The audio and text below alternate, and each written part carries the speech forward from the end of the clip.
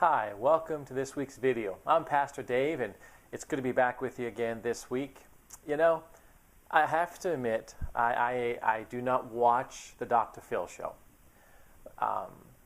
But I saw that he had a recent guest on. She became kind of popular. It was a 13-year-old girl who was just, I don't even know how to describe her. You know, rebellious does not describe the attitude and the dynamics that took place with this 13-year-old girl and her mom. So I saw the YouTube clip, and I understand that she was on last fall, and then Dr. Phil arranged for her to go to a treatment center, a cattle ranch, basically, for kids who are having problems, and then she spent 4 months there, and she came back on the show to say how things were going, and really her attitude really hadn't changed much, and so on and so forth. So the whole show went on, and there was a catchphrase, and people were mocking her and so on and so forth. And when the show was done, the part I saw, the YouTube section that I saw, it was just a sad situation. And it made me think, I was thinking, is this just one girl, or one example, or does this speak louder for a generation that's coming behind us?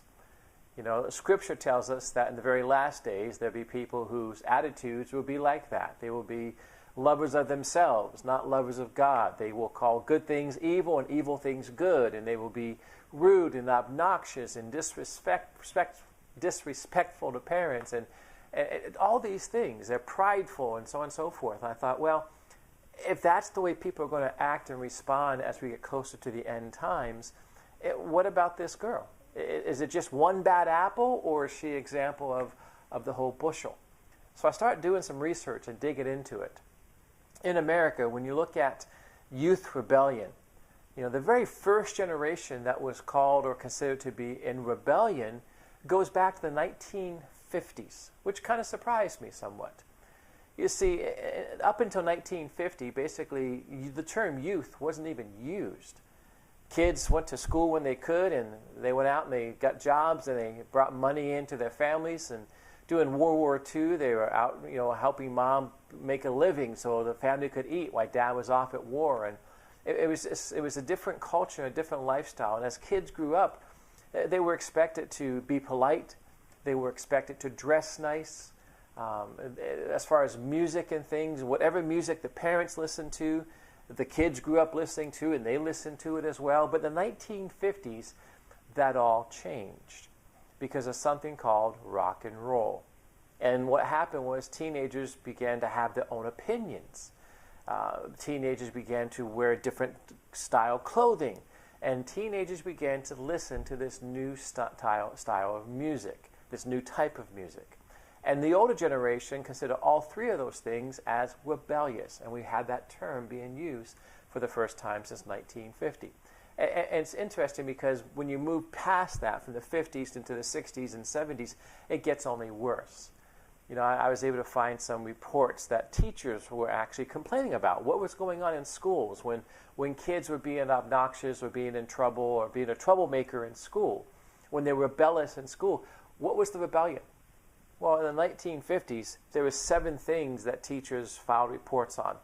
The number one issue that the teachers had with kids back in the 1950s was smoking in the bathroom. So kids would go off and sneak out and have a cigarette in the bathroom. Number 2 was skipping school. Number 3 was talking in class. The 4th thing that the teachers had problems with was chewing gum. And the 5th one was fireworks.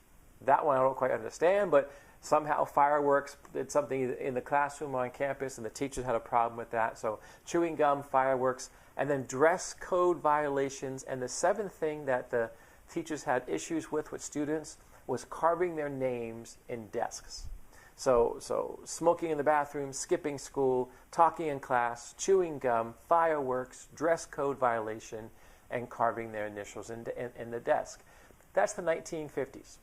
Going into the 1960s. Now those kids who were the rebellious kids in the 50s and 60s, well, they became the parents of the kids in school in the 80s and 90s.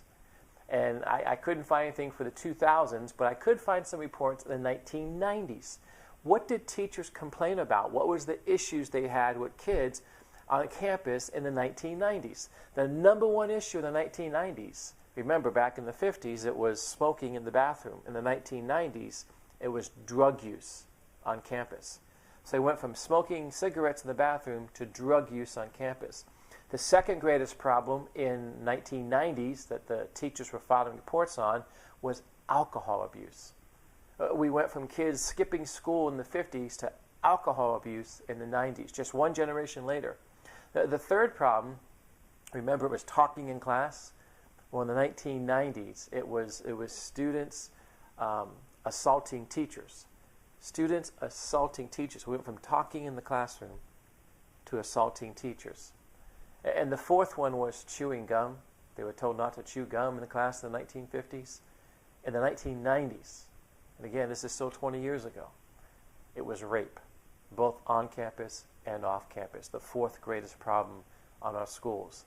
The fifth was robbery, the sixth was extortion, and the seventh problem that the teachers had with students in the 1990s was weapons violation. We went from carving our names in the desk to weapons violations. You know, it just makes me think where we're at in the end times. It makes me think, what's the next generation like? This 13-year-old, I don't know, call her a young lady or a little girl, what she was, but her obnoxious behavior, her violent behavior, is that just one bad apple? Or does that speak for the generation that's about to come, where we're told in the end times people will have these kinds of attitudes and behave this way? It's just kind of food for thought, because it's a sad situation on where our schools are. Now, I realize there's some wonderful kids out there, there's some great kids out there, that this does not speak for everybody. But is this more the minority or more the majority as far as some of these issues? And look how much they've changed in just one generation. Hey, that's the video for this week. Wanted to give you something to think about. If you have any thoughts or questions or want to interact with me, you can do so. Once again, my name is Pastor Dave, and the website is called interpretingthetimes.com. If you Google that, it's all one word, interpretingthetimes.com. Thanks again for being with me. Thanks for watching. I look forward to seeing you again next week. God bless.